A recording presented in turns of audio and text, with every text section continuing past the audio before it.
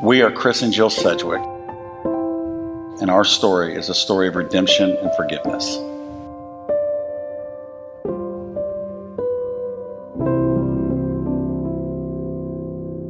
Chris and I met over 20 years ago doing student ministry. We were actually both student pastors at different churches and took our kids to the same youth camp. Our teenagers actually set us up, which was really fun. But since we lived in different cities, we started dating right away, and we didn't like being far apart. And so we ended up getting married very quickly as well. I was very independent. I was used to taking care of things on my own, and I really didn't want Chris's help or support as a married person. I came into the marriage with a completely different expectation. I wanted to be served and told how great I was and almost, in a sense, just adored on a consistent basis. And so I came up with this expectation that my wife needed me and that she couldn't do life without me. And so I was here to be her knight in shining armor. And so with her expectations with what they were and my expectations with what they were, needless to say, it was a tough first couple of years. Yeah, so our first year was really tough. We really struggled, and we really needed to be in counseling. We were both still doing ministry, student ministry, and because of that, we kind of felt like we couldn't go to counseling or get help because we might be judged or people might not be happy that we weren't perfect. And so we just trudged through. And eventually we worked through those beginning of marriage issues, and our marriage was okay. And sometimes we would even say it was good, but it definitely wasn't everything that God would desire it to be. I was still looking to Chris to really make me feel treasured and valued, which I should have just been looking to Christ for that. And for me, when I felt like I was authentic when I was younger, I tended to get bullied or made fun of, so I refused to ever be authentic, and I didn't want to be real, and so I didn't want to talk to a counselor. I didn't want to have friends in my life that knew everything about me. I held people away from me, and Jill doesn't operate in that well. She operates in full authenticity, and I didn't want that. So I didn't want to go to a counselor, because if I did go to a counselor, I was going to lie to them anyways, because I didn't want them to think I was some horrible husband. And so we really did. We just we buried stuff, and we just kind of made it work. We loved each other. We had fun with each other, but it wasn't anything anywhere close to what God desired, I think, for our marriage. Then jump ahead many years, probably about 15 years, and we're still doing ministry. I had been at the same church at that point for a lot of years, and I was just completely burnt out. I was at a place where I was not growing spiritually, and honestly, Chris was probably in the worst place I'd ever seen him in. He was down, he was depressed, he had completely disconnected from our family, and I kept trying to pull him back in, but nothing seemed to be working. And around that same time, our church had an opening for a small groups pastor. One of my good friends had family members that were moving back from Uganda, and they were looking for a ministry position. And so we got their information, and we actually called and interviewed that family, and the husband came on staff as the small groups pastor. Really at that time had no idea how pivotal that was going to be, just in our story and in our future. But the wife, her name's Shauna, and I became close friends very quickly. She started really pushing me spiritually. We did Bible studies together. We did prayer walks together. We read books together. And it was just such a beautiful time for me spiritually. And during that time, I started to let her in on my struggles with Chris and where he was at and what we were going through in our marriage and family. Another thing that happened around that same time is the Lord really started bringing just different families into our lives that ended up forming just a community around us. Again, that was something I had no idea how important was going to be in our near future. So one day, Shauna and I were running, and we were praying when we ran. That was pretty normal for us. And so we always prayed for Chris, just, whatever was going on in his heart, that God would just work in that and reveal it. And so we had been running and praying, and at the end of the prayer, Shauna says, "I think you need to fast for Chris." Well, I can tell you right now that I love to eat. And so my response was, "Nope, that's wrong. You did not hear that from God." And so walked a few more feet, and then I was like, oh, dang it. She did hear that from God. I knew I was supposed to fast. I fasted for 3 weeks, and then at the end, I was just going to see what God had. So that 3 weeks was over. We were actually out of town. My friend Shauna called me and she said, okay, your fast is over. What did God reveal? And my response to her was absolutely nothing. I didn't eat for 3 weeks and God revealed nothing. Well, little did I know that a week after that, things were about to change in a big way. And while this was going on, my position at the church, our church had grown. It had grown 10 times over 4 or 5 years, and we had lots of staff members that had left. And so I was doing student ministry, kids ministry. Our small group pastor left. I was helping out in there, and I was becoming overwhelmed. And I was working, and I slowly began to work so much that I put aside my personal relationship with God. And I got significantly burned out. I fell into a place of depression that I never even knew was possible. And I would come home, and Jill, when I'd come home, my expectation was I could take a nap, I could watch TV, but Jill wanted me to be engaged with the family. She wanted me to help out. And so when I'd come home, she'd be like, come on, help, be a part. And she'd kind of get on to me for not being a part, which she should have.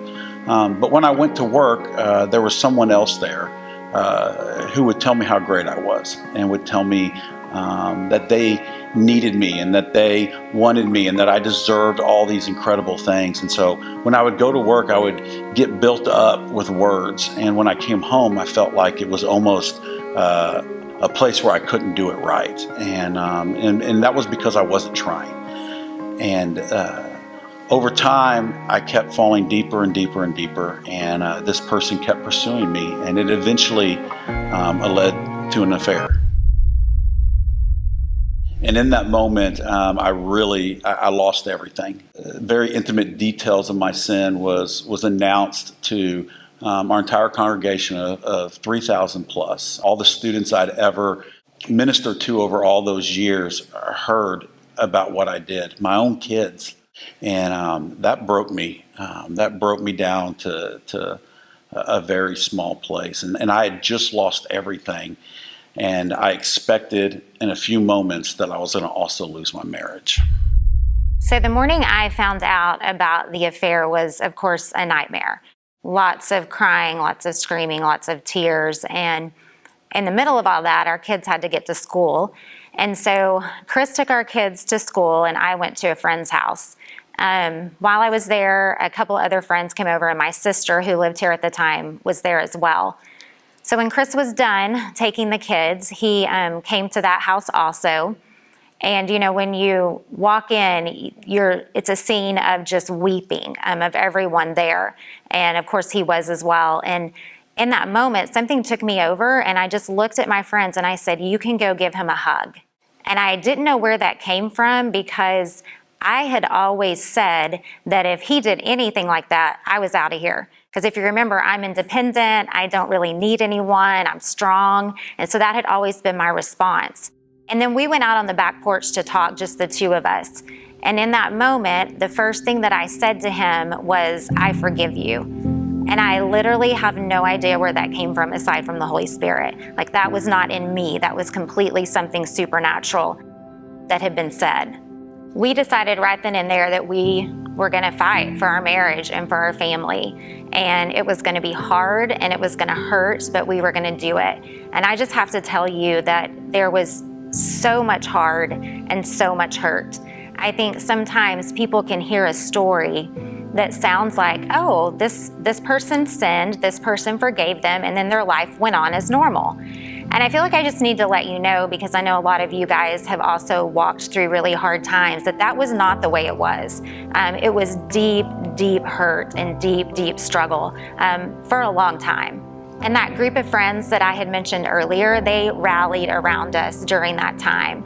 I know I said earlier we had been on staff at the same church for 16 years, and we're no longer on staff. Everyone did know our story. And 2 weeks later, we decided to actually walk back into that same church to attend church.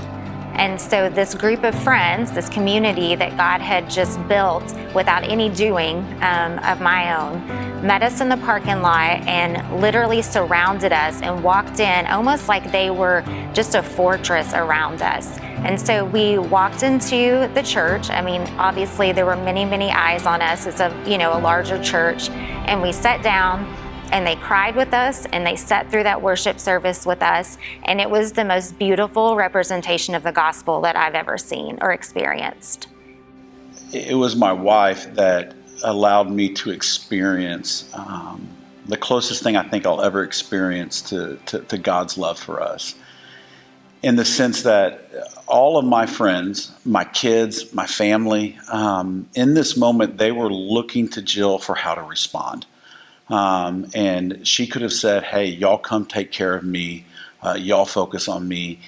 And the day it happened, she went to our friends and she said, you're to love on Chris. She went to our family and said, you're to love on Chris. And I don't care how you feel about it, but if you can't love him and forgive him and fight with him, then you're not going to be a part of our healing process. And I know there were people that thought she was stupid for saying that. I know personally, I know that she had friendships that she lost for a time, or that she wasn't as close to because they weren't on board with that.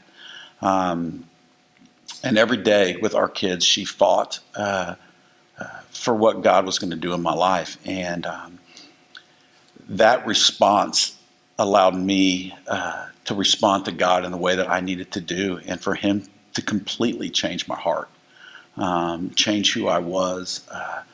I mean, he took away things that I had been dealing with since junior high and worked through those moments. And it was because she sacrificed her own desire to get even, or her own willingness to want me to pay.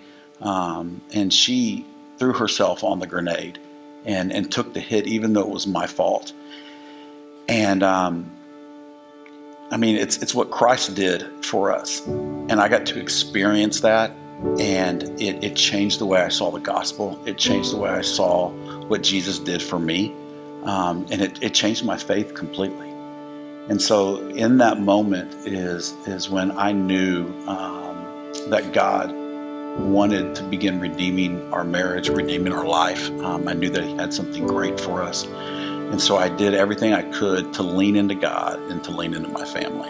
And I think one of the most amazing things for me is, years forward now, as I look back, while I was engaged in sin, before I had chosen to turn and come back to God, while I was running from God, he was preparing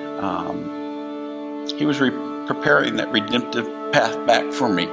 Before I even made the choice to come back, he was putting the people into my life. He was preparing future jobs, future opportunities. He was paving that road for us to be at this church before I even chose to turn around and do that. I think that was one of the most incredible things that I got to experience, was that God was mindful of my redemptive path, even when I wasn't even mindful of him. God has done so much in our family in the past few years. I've got to really witness firsthand a miracle in Chris, and he truly is transformed. He's a different person, and our marriage is better than I ever thought possible. And so I'm so thankful that we chose to fight the way we did. I get to see Chris being an amazing husband, an amazing father, an amazing friend, an amazing pastor, the way he loves us and takes care of us now. God has done such a miracle in that. There are days that it still hurts and the pain is still real. There's still triggers of things that come up, and it makes you go back to this place of just sadness and hurt. But God has been so good to redeem and heal throughout the entire process, even now years later. And so I look at it and I can see that God truly brought beauty from ashes. Like, you read that verse and you can have it in your mind and a picture of what you think it means, but I've really got to experience it personally in our life and in our family. We're Chris and Jill Sedgewick, and our story is one of redemption and forgiveness.